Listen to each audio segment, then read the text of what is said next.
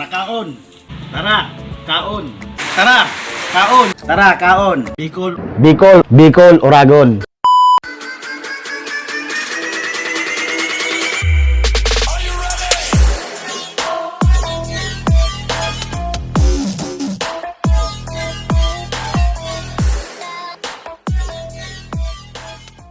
Welcome to my channel mga kakaon. So isa naman magandang araw sa inyo. At mamaya yung ating menu is crispy lechong kawali. So kumuha tayo ng pork belly para mamaya papalambutin natin to.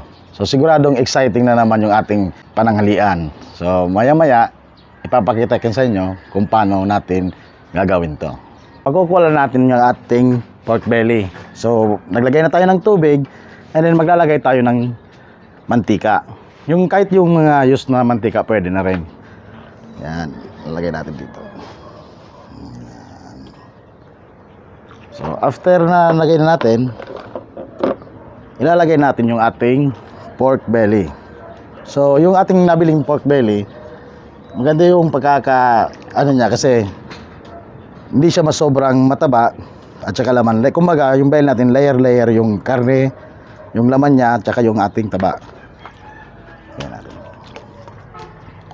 So hintayin natin to ang mga 2 oras o 3 oras para mas maganda yung ating belly is malambot na malambot. So ilalagay natin yung ating bawang. Yung bawang hiniwa ko lang sa 2, sibuyas, at maglagay na tayo ng asin. Ganyan magiging itsura niya. So 2 oras o 3 oras para lambutin natin siya.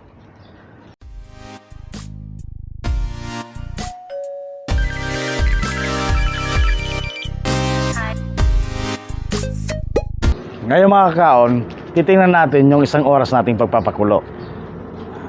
Kita. Yun. Ito na po yung naging itsura ng ating pork belly ng 1 oras. So, siguro, mga 1 oras pa, okay na siya. Pwede na siyang i-prito.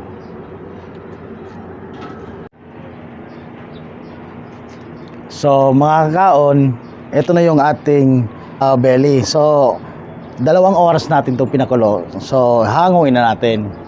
Pagkatapos natin hanguin ito, para lalamigin muna natin para ready na siya sa ating pagprito.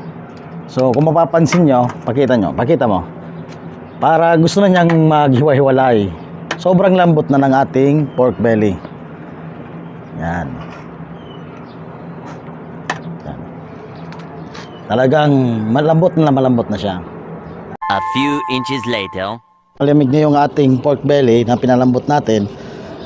Gagawin natin dito ngayon, hihiwa-hiwa natin ng pahalang nito para yung pagprito natin siguradong crispy siya sa loob.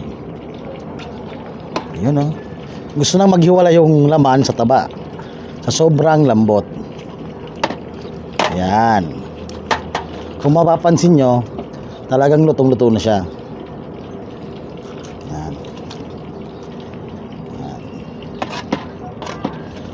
So ngayon, hintayin natin muna uminit yung ating mantika.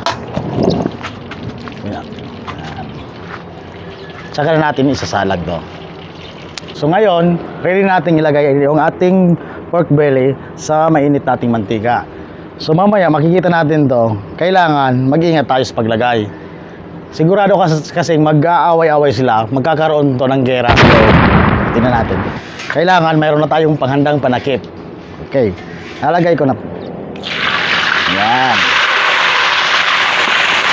Kita mo. Tatakpan natin ito. Oh!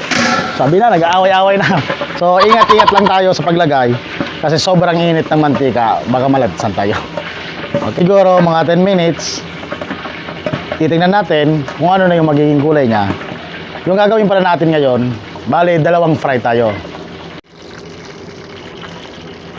Okay, ngayon kukunin natin to sa kanyang first fry para palamigin na naman natin uli. Yan. Siguro mga 20 minutes or 10 minutes or 25 minutes saka naman natin siya isasalang after na lumamig.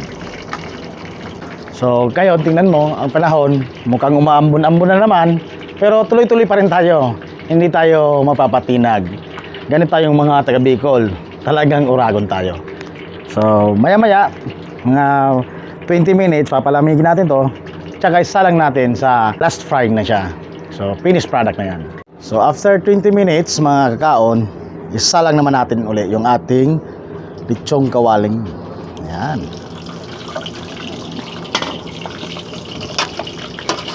Ito na yung final na pa-fried natin sa kanya.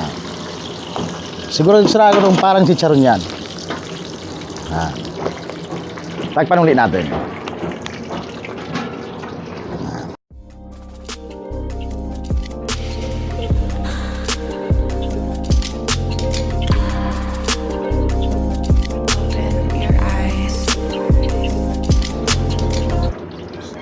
So mga kakaon, ito na yung last part ng ating pagpapa-crispy. So lalagyan natin ng tubig para mag-reaction siya. After that, ito na.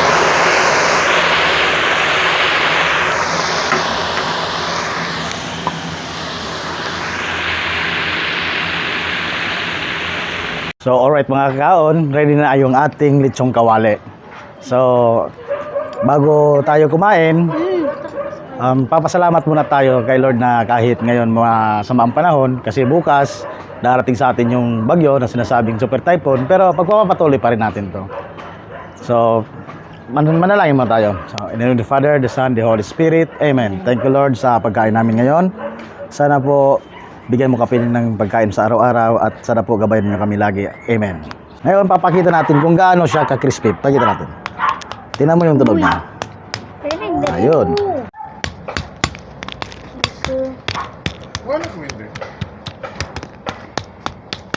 So simulan natin kumain. So bibigyan ko muna itong ating mga batang pasaway ng tigi isang part. O, tingnan mo. Yung ating karne pala is juicy. Yan o. Sarap niya. Yan. Bibigay ko kay Yuki.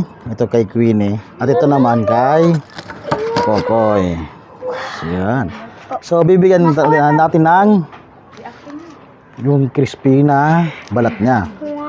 So, yan. Tikman natin kung talaga crispy siya. Pakita natin siya.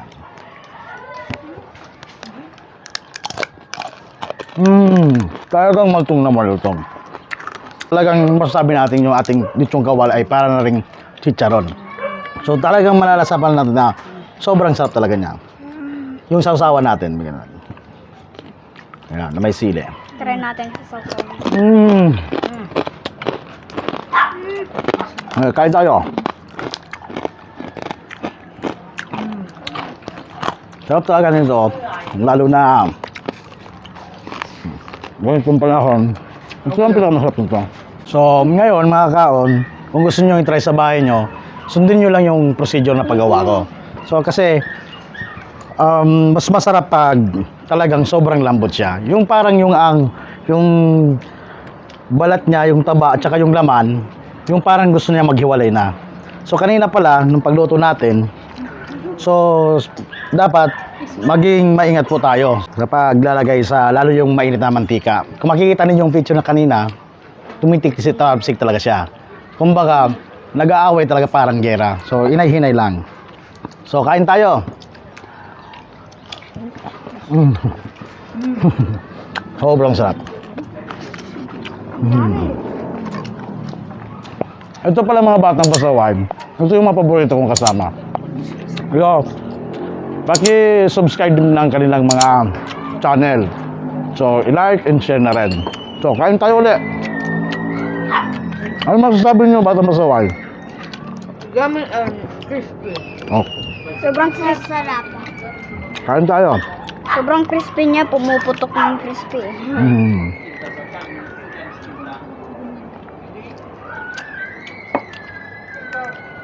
Sarap talaga. Sobrang sarap. So, ito pala ang niluto namin ngayon. Inaalay namin ngayon to sa lahat ng mga kapamilya nating namayapa na sana nasa kasama nila si Lord. So, sa lahat-lahat na lang po. Kasi bukas bawal daw talaga kasi dalaga ng pandemic. So, kailangan nating magsumunod sa protocol. So, alay natin to sa kanila. And then pala, bukas, siguro kasi nararamdaman na namin yung weather dito. Signal number 2 na kami. So, sa lahat ng kababayan natin dyan, ingat po tayong lahat at maging prepare na tayo para kumbaga dumating man yung bagyong Rolly na sinasabi ngang super typhoon. So dapat nakahanda na tayo. So always prepared and ingat lagi sa inyo. Kain tayo. Sama.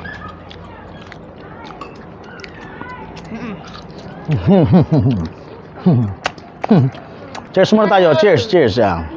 Okay. Kain tayo.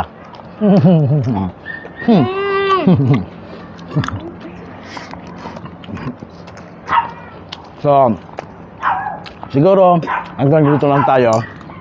So, abangan nyo yung susunod kong mga vlogs. Sana makatulong sa inyo para makapag-prepare na kayo sa mga pamilya nyo, sa mga sa buhay ninyo. Oh, please subscribe my channel, like and share. So, tara kaon! Tara. Bicol, Oragon.